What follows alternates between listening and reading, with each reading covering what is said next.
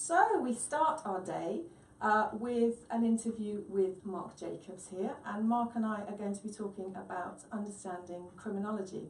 Our students take a number of criminology courses while they're with us in their level 4, level 5 and level 6. So criminology is a really, really important part of their studies, your studies with us. So we want to talk a little bit about the purpose, I suppose, of criminology. So I suppose that's the first question, Marc, a fairly big one to start with. What is the purpose of criminology? That is a difficult question. It's an open question because criminology is multiple. There's a whole different range of purposes and reasons why people have engaged in what might loosely be called criminology. So the best way to really understand this is maybe to look back historically at the development of criminology and trying to understand and unpack what people are doing and why.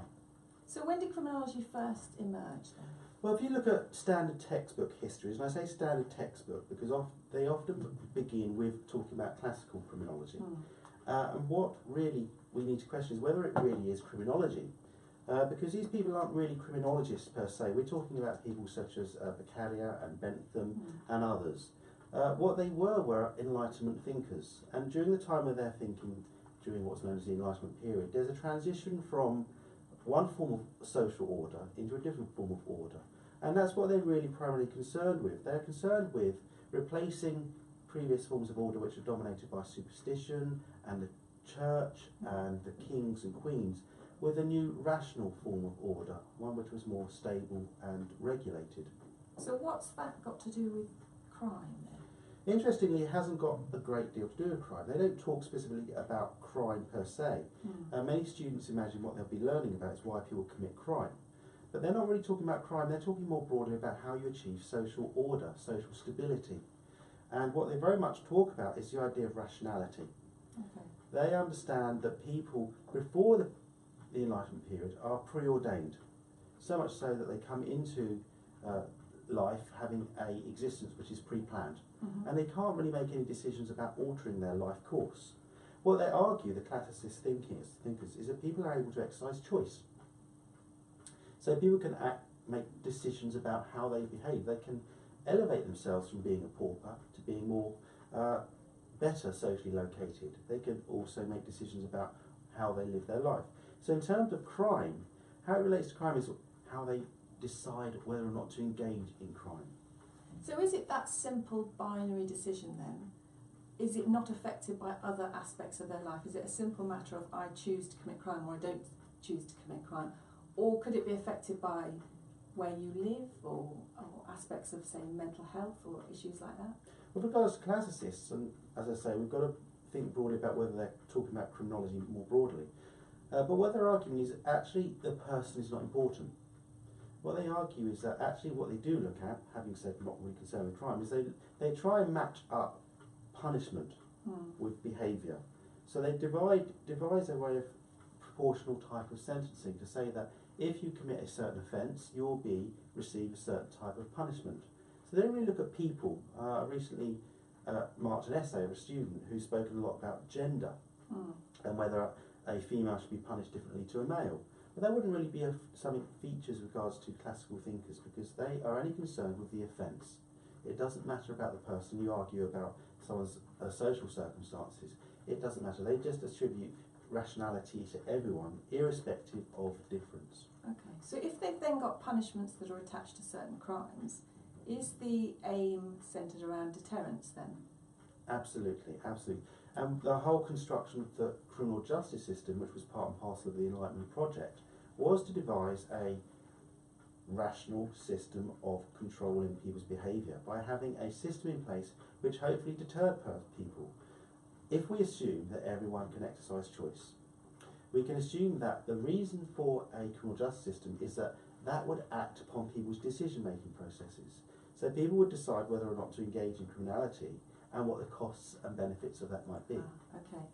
So if we've got a criminal justice system that works in that way, then surely you must argue that deterrence doesn't work because we still have large numbers of people committing crime. That's a very good point, and very many students say that the prison must be failing because, of course, there's so many people in prison currently. In the UK, I think it must be about 86,000 people.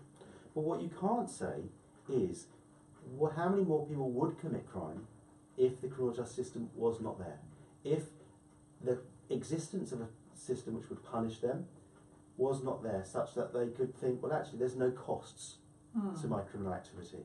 So what you can't really accurately say is that actually it isn't really deterring people, because maybe it is deterring people like you and me. Okay. I suppose it works like traffic lights then, does it? Absolutely. Yeah, it does work like traffic lights. And it's funny you mention traffic lights, because I use this as an analogy quite often. Because if we go back to what I earlier said about what they're talking about is how to create order and stability. Traffic lights for me, if you imagine you are some distance away from a junction whereby you can see a green light, but you know there's some distance between you and that junction. I suspect you, like me, are thinking, what should I do? Should I decelerate so I stop, should it turn red, or should I accelerate? Should I get faster? Now often we might decide, well, I'm going to accelerate, and what may happen is ultimately the lights do change. So what happens is you have the brake quite sharply, so slightly uncomfortable, awkward braking, and you may have an internal cursing.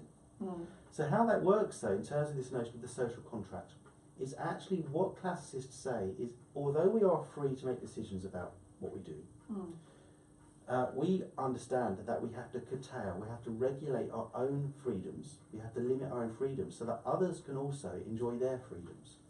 The point is, if we had decided to continue through that red light, it may well have been that we would have had a car accident. We would have collided with another road user. Neither of us, therefore, got to our final destination safely. So the point is, the social contract is this idea that I will agree to not harm you or engage in my freedoms excessively, and the same basis that you also will curtail your own freedoms. So in this sense, the traffic light system for me is an analogy, because we're all agreeing consensually to stop our behaviour, to regulate our behaviour. So is the idea then that we would all do exactly what we wanted all of the time unless we entered into this social contract? Yes, and actually underpinning the classical thinking is that most people are actually selfishly motivated. Most people are hedonistic pleasure seekers, the classicists would argue. They would want to have the most fun, whatever that might involve. Okay. So underpinning this is the idea, and what most criminology students always try and search for, and this is another area we'll come on to, is trying to try and identify the criminal. Somehow the criminal is different to me or you. But what the classicists are saying is there's no difference between the criminal and you. Okay. The only difference is the decision or not to engage in criminality. Okay, that's interesting, because that, we'll come on to that, but that's very different from what other people have said in later years, wasn't it? So I suppose with our general theme then, what is the purpose of classical criminology? It has a number of purposes then. It has the purpose of, it is the underpinning and the legitimisation, if you like, of the construction of the criminal justice system. It is the legitimisation of this entity, this state institution, that hopefully regulates our behaviour. And for those people that maybe because they have not made a right decision, they've miscalculated their behaviour, they do need to be punished. So in broader terms, what the classical criminology is related to is a whole creation of modern democratic systems of parliamentary control, because it's based upon rational thought. And rather than a previous situation where punishment was arbitrary, often very excessive and brutal, what the classicists did was regulate not just our behaviour, but also control the excessive use of power by the state. Interesting. Okay, so what came next after classical criminology? Well, we move into sort of the 18th century, we move into the late 18th, 19th century. And whereas the classicists are very dominated by moral reasoning and legal jurisprudential ideas and philosophy, they are, as we're doing actually, they're armchair theorists. They're not really getting their hands dirty with any real research. They're just thinking, philosophising about how you can create a more orderly society. And they do this through their ideas about parliamentary democracy, criminal justice system. But as we move into the later 19th century, new ways of thinking begin to develop. And if we try and locate this with regards to cultural ideas and also ideas around intellectual development, if we think about it in terms of the work of Charles Darwin. Now, Charles Darwin, as we know, devised his idea of the theory of evolution. And he travelled the globe and he collected specimens He collected species, whatever they may have been, insects and animals and mammals and so on and so forth. And what we move in towards is actually scientific ways of understanding, in relation to criminology, humankind. And that leads us on to positivism then. Absolutely, because what positivism crudely is about is looking for positive causes. This generally relates to what most students believe criminology to be about, the study of the causes of crime and also the study of the treatment of crime. And it is, as I say, whereas before with about moral reasoning and social theory, this is to do with more scientific experimentation and investigation. You do get your hands dirty with some amount of research. And it's also very different from this idea that we were just talking about with classicism, this idea that we're all pretty much the same.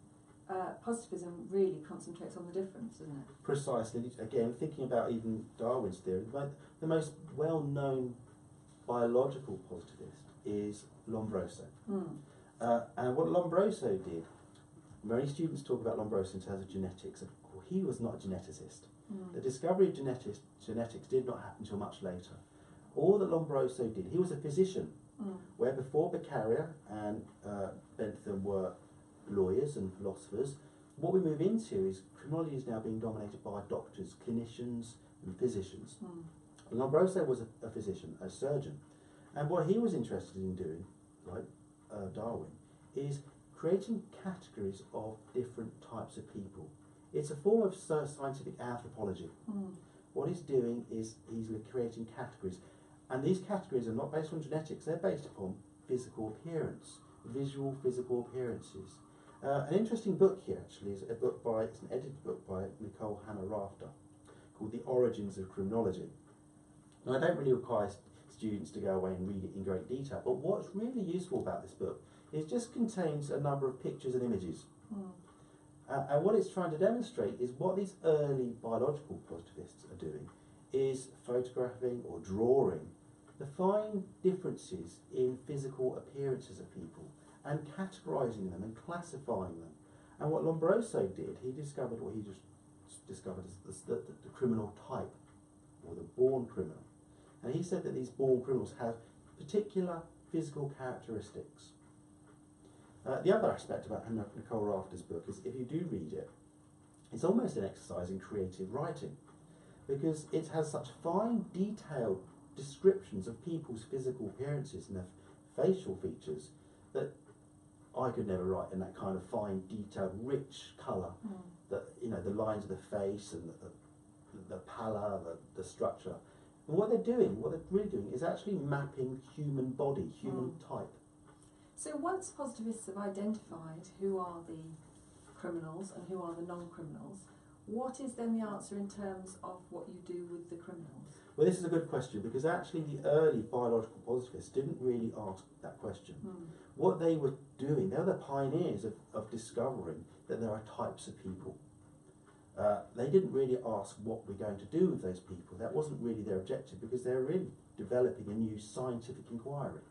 So what, despite Lombroso and early positivists often being very much criticised, what they gave us was the scientific method, the standard method of actually creating lists, creating categories, classifying people. Now the method again is really crude, because what Lombroso did, I mean, some argue that he just had a fetish for measurement. What he literally did was almost tape measure people, measure the circumference of their skulls, the lengths of their arms, the shapes of their faces. So what he's really is scientific. And those positivist methodologies are still used now in current criminological research, aren't they? This focus upon measurement and analysis in a very scientific way. We still get a lot of that. Yes, and it is another question that I get students to think about, because whereas maybe the early biological positivists were using tape measures and calipers or photographs, I mean, technology has now come in leaps and bounds.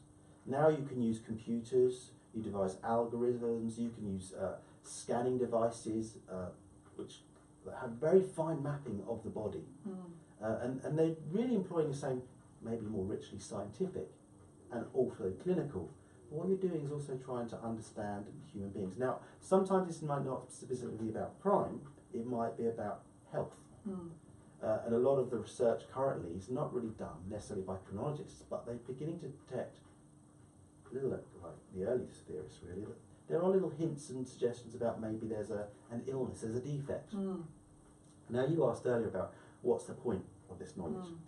Now actually if you look at the British work, and a lot of what we've discussed until now is a continental sort of work of the Italians and Lombroso and so on and so forth, the early history of positivistic criminology in this country was actually based within prisons, within mental hospitals and within clinics. And the first person is Maurice Hamblin Smith.